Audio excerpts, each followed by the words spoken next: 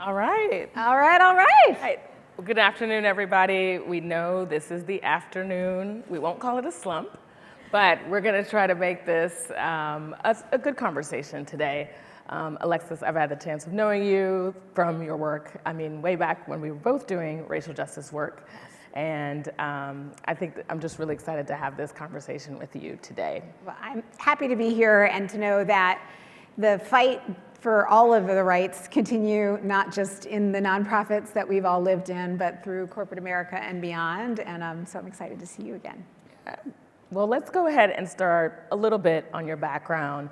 You know, for me, I have always been interested in health, but I personally had an oophorectomy when I was 34 due to a tumor, and it really exposed me to women's health and so many different factors that can impact us. And so, you know, when you think about your career, what do you explain to your daughters now about what you do day to day?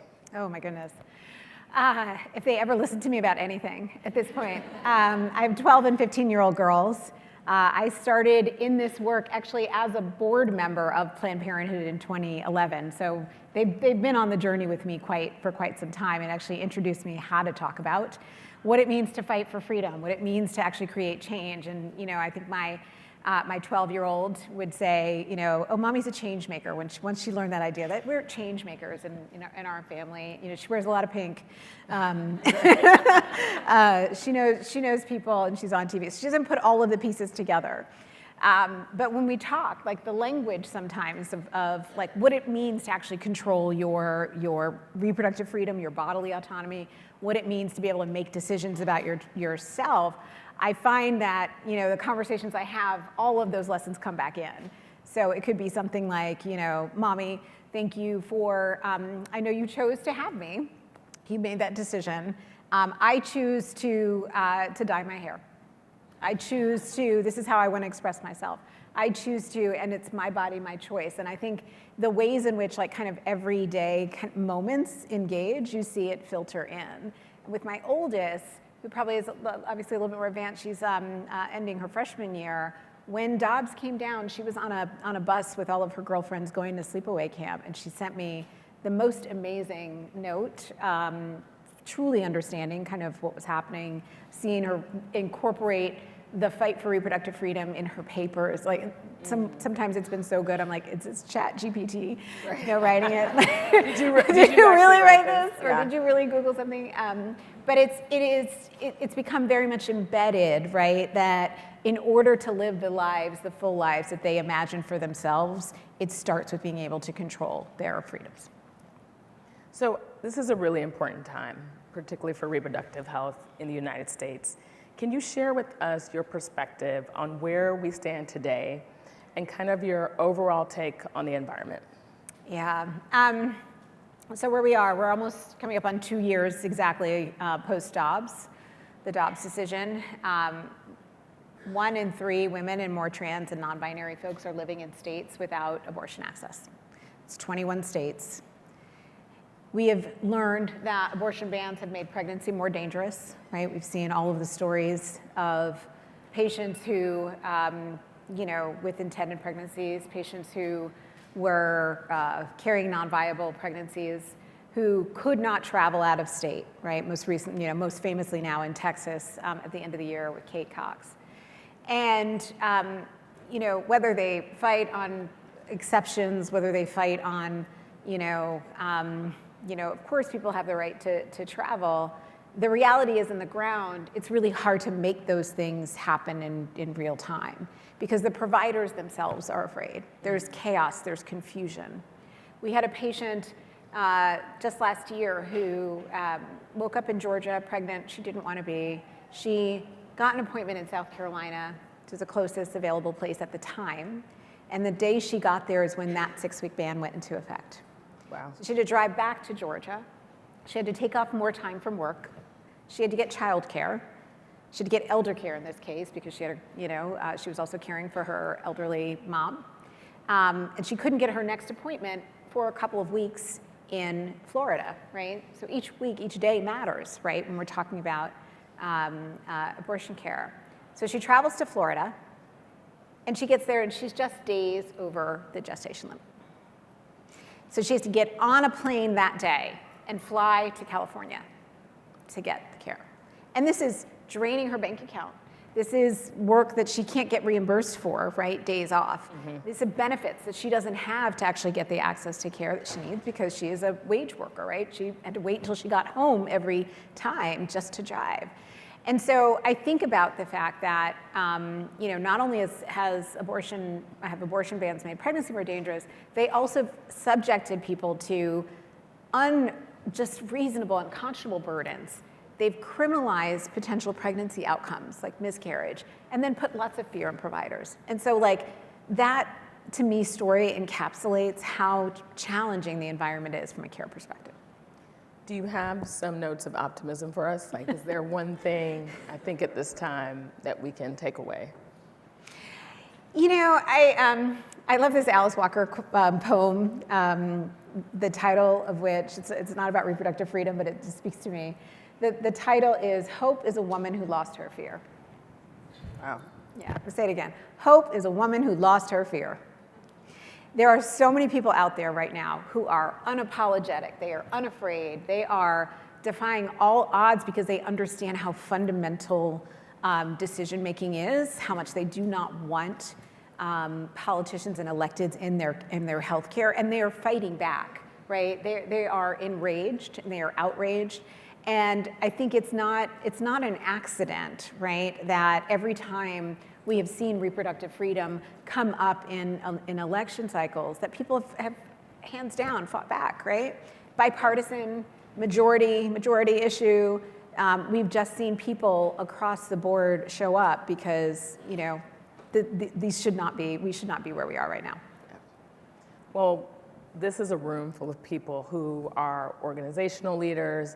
They had, social impact, CSR at their companies or their organizations, and they're probably passionate about this issue and others. And I know a lot of people have been talking to me, whether it's my peers in the industry, about how do we continue to make sure that we are talking about these issues, bringing them back to our businesses in order to make sure that we prioritize reproductive health, because it is a health matter. It is health. And so, at Lyft, our story, and I'd love to chat a little bit about that and what we did. But basically, are there real values and benefits for companies? And this is an audience full of people who want to be able to return from this conference and say, here are the ways that we prioritize reproductive. Yeah, absolutely. I mean, first of all, I would say abortion is your business, right? I know it feels weird to say that. It actually is your business. We have seen, just like I talked about the patient challenge, just from a very practical matter, the year after Dobbs, there was a 10% decline in OBGYNs residents matching into banned states, right? So, you go to medical school, oftentimes that's a community you want to stay in and serve, you build a life, your children go to school, and you start to ingrain yourselves in community. So think about the loss of the brain drain, the talent, the medicine in communities that have now restricted access to abortion. In Alabama this year, it was a 20% decline. We have seen a flight out of high-risk maternal care. I know someone who had, at the very advanced age, I think at my time they called it a geriatric pregnancy. I was pregnant at 36. And, it was both pregnancies were fairly easy, but I was always clear that I needed to be concerned about about having access to high-risk maternal care. And we would see, now that we have seen many of these physicians who practice very specialized medicine leaving these states. So now you have a workforce, right, which is, 55% women, people who could have, who could become pregnant, being asked to come into states that don't have the same access, not to just abortion care, but to basic maternal care, right? We have seen labor and delivery units close in states. Georgia, only 50% of Georgia counties actually had an OBGYN 3 or 4 years ago. And so now, just think about the ripple effect, right? What it means to choose a place of employment, to choose where you are going to work, and then what that means. So I think the first thing is just understanding the consequences to your business, right? The very strategic decisions in terms of recruiting talent that are going to help you. And then also thinking about what you can do outside of that. So travel benefits, I think, are critically important, and I would hope that at this point in our world post-obs that most of you are very clear with your employees what their travel benefits are and are supporting people getting access to out of state. But it's also kind of put in tension the right to freedom, with staying in a community, and what are you doing to actually save, those communities. So I think also thinking about your work, your brand, what you stand for, and I know right after Dobbs, I had conversation with your CEOs who were immediately like, I think we were talking about the potential criminalization, and it was under Texas, under SB 8, and we were like, who is responsible for helping you? Is it going to be your provider, your pastor? Is it going to be your Lyft driver? Like what's actually going to happen? And as soon as we said that, they were like, oh, wait a minute, we need to have a conversation about how to protect our employees. So it was both doing that, and you should talk more about what Lyft did, but like that was the space where I think you found an entry point, and then you could work it back into your space. Correct. I mean, and for us, we are a business that has a set of values. One of our values is belonging, and so for us, that means we're going to be in the community, right? But then we also had regular leave, and we had medical leave, healthcare leave. Our employees, if you do get pregnant at Lyft, you have a choice. You can get pregnancy leave, which is important, and then also, regular family leave, right? And so thinking about that way and lens of providing benefits, but then also thinking about our drivers in this circumstance. Yes. And here was a law that we saw that directly impacted them, and that gave us the reason to ensure that we were speaking our voice and speaking out, and then working with organizations like yours, in order to make sure we can protect the rights of people and also raise the attention around reproductive health. And so I think that was a great partnership. Yeah. I also think about, again, because I know so many of you all live in the innovation tech space, right? There are questions around privacy, right? I think about the fact that there are sitting senators, who have raised questions about whether or not we should put all pregnancies in a database, right? And you think like that is so far, that kind of surveillance, that kind of privacy infraction feels so harmful, and yet people are actually having conversations and test ballooning to see whether that could be a possibility.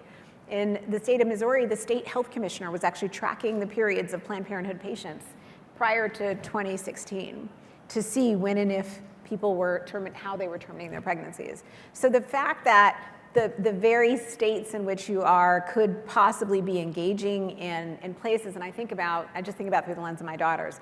Would I want their periods to be tracked? What would that mean? Yeah. Would I want their pregnancies to be in a database, and what would that mean? That's going to be the same thing for your employees and your workforce, and really understanding the implications of these various laws onto your workforce, I think, is going to be important.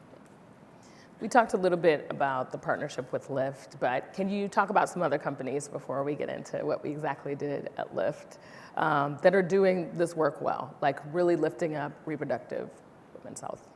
Well, look, I mean, we've seen some bold action and action that hasn't been without its consequences. Companies like Walgreens and CVS signing up to become certified to distribute mifepristone, which is medication abortion. That was a backlash that happened fairly significantly from the attorneys general, on the Republican side. And we've also seen a ton of support that has happened politically on the other side. So it's like recognizing that again. Companies that stand with reproductive freedom, companies that stand with reproductive health, may draw kind of a lot of energy from the political side.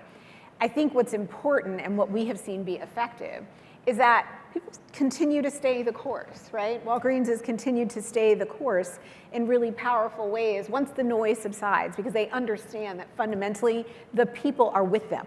It's a very small vocal minority. 86% of consumers want their companies to support reproductive rights. You can't get 86% of Americans to agree on anything, right? But they are all really clear on reproductive rights. And again, you don't see wins in Kansas and Montana and Kentucky and Vermont and California and New York and Michigan without knowing that you are really drawing support from across the board.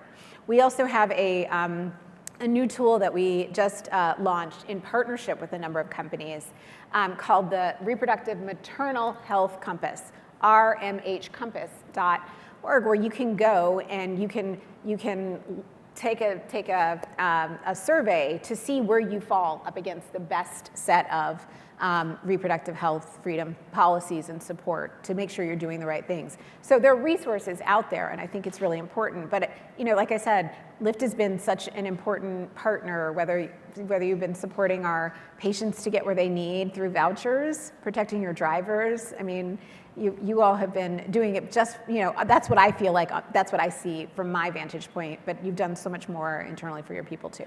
Yeah, and one of the things is we did set those values early on as a company. Here are our values, here's how we are going to talk about policy issues that impact our riders and our drivers.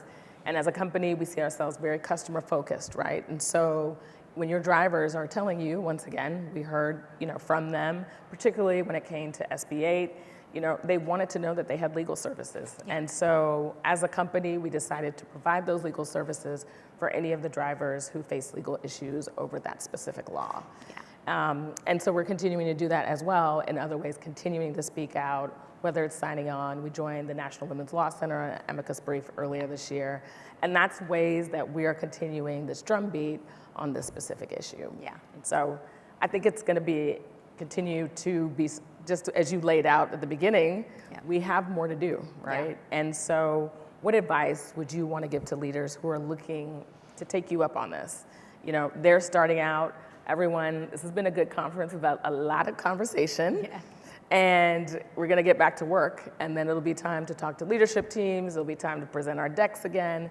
So what advice would you give for companies who want to be allies and also for organizations? Yeah, I think, you start with all your stakeholders, right? And you are, your stakeholders, whether they are your consumers, they are your workforce, whether they are your leadership, whether they are your shareholders, they all have a vested interest in reproductive freedom. People do not want to be having this fight, to be honest. I think it's become a very horrible political football and hyper-partisan football that really doesn't actually speak to where the people are.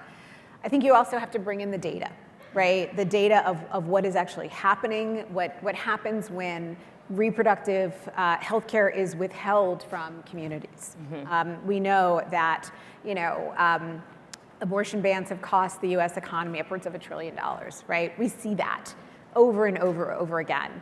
And I think that is that's a way to come in and quantify the impact. Whether you are thinking about the people who are need to make decisions. Am I going to go for this promotion? Am I going to, go back to school? Am I going to, take on a new leadership responsibility?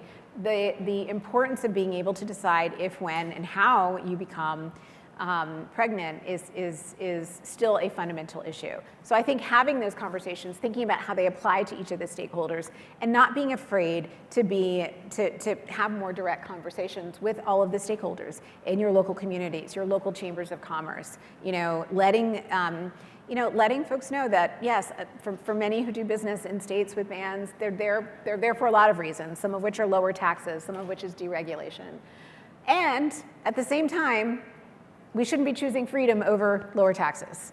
We shouldn't be choosing, freedom over regulation. Exactly. We should be finding ways to really advance, our